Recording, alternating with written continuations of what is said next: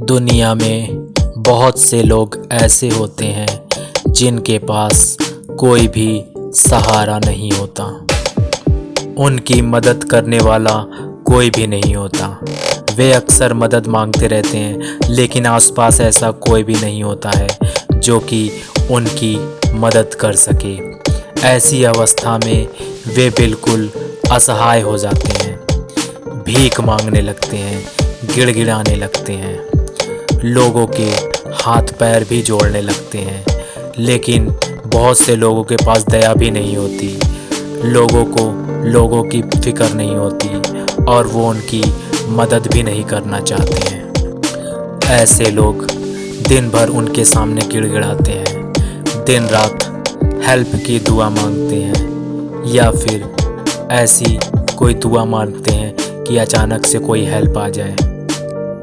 लेकिन कभी कभी ऐसा ज़रूरी नहीं होता कि उन्हें हेल्प मिल ही जाए, वे तरस जाते हैं। कभी कभी ऐसे लोग भी होते हैं जिनके पास 2 वक्त की रोटी भी नहीं होती, उन्हें भोजन भी प्राप्त नहीं हो पाता, उन्हें भूखे ही सोना पड़ता है। कभी कभी ऐसा माहौल मिल जाता है कि उन्हें अपनी स्थिति पर ही जीवन गुजारना पड़ता है।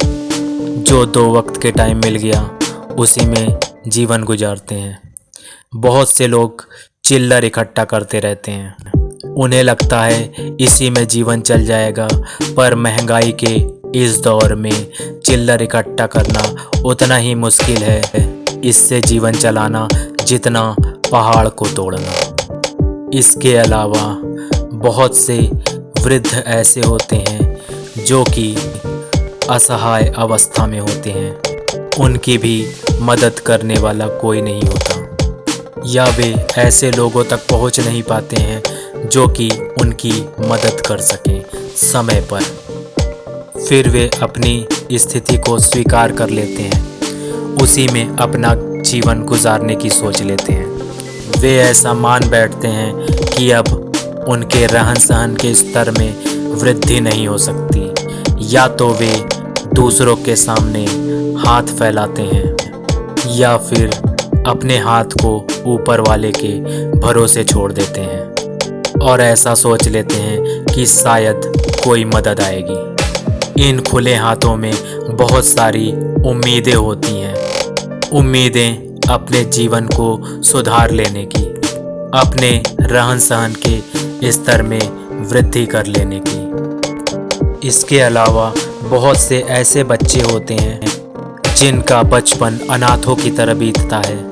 उनकी न शिक्षा हो पाती है और न ही रोजगार की व्यवस्था हो पाती है जिनसे कि उनका आगे का जीवन सही चल सके। बहुत से ऐसे लोग भी होते हैं जो बीमारी की चपेट में आ जाते हैं और उनकी देख रेख करने वाला कोई भी नहीं होता। ऐसे लोग इलाज न मिलने के कारण उपेक्षा का सामना करना पड़ता है। ऐसे लोगों को इन्हें ज़रूरत है उचित देखभाल की और सम्मान की तथा प्रेमपूर्ण व्यवहार की। इस देखभाल के कारण वे अपना आगे का जीवन अच्छे से गुजार सकते हैं और समाज के लिए भी अपना बहुमूल्य समय दे सकते हैं, जिससे कि वे समाज को आगे बढ़ा सकते हैं। समाज में बहुत से लोग हैं जो उनकी देखभाल करना जानते हैं और चाहते भी हैं उनकी देखभाल करना और उनके रहन सहन के स्तर में वृद्धि करना, जिससे कि उनके जीवन स्तर में सुधार आ सके, उनके खाने पीने की, रहने की उचित व्यवस्था हो सके, ताकि ऐसे लोग अकेलेपन के कारण डिप्रेशन में न जाने पाए। यह वह समय होता है जब अक्सर लोग अवसादित हो जाते हैं, अवसाद ग्रसित होकर एकांत में चले जाते हैं। वह ऐसी भी स्थिति होती है जब समाज में वॉर की स्थिति हो जाती है या फिर घरों में वॉर की स्थिति हो जाती है।